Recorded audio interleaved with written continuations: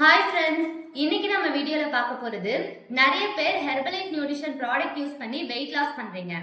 After weight loss உங்களுடைய wait regain ஆகாம இருக்க நீங்க என்னென்ன டிப்ஸ் ஃபாலோ பண்ணணும் அப்படின்றது தான் இந்த வீடியோல சொல்ல போறேன். நம்ம சேனலை மறக்காம சப்ஸ்கிரைப் பண்ணிக்கோங்க. நிறைய பேர் வெயிட் லாஸ்க்காக ஹெர்பலைஃப் நியூட்ரிஷன் ப்ராடக்ட்டை யூஸ் பண்ண வரீங்க. 20 கிலோ குறைக்க வேண்டிய இடத்துல 10 கிலோ மட்டும் தான் வெயிட் லாஸ் பண்றீங்க.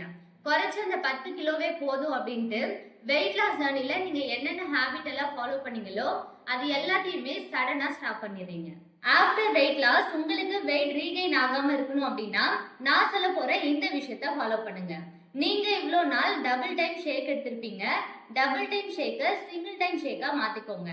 Diet, exercise, water intake, sleep இது எல்லாமே வெயிட் லாஸ் டைம்ல கரெக்டா ஃபாலோ பண்ணிருப்பீங்க.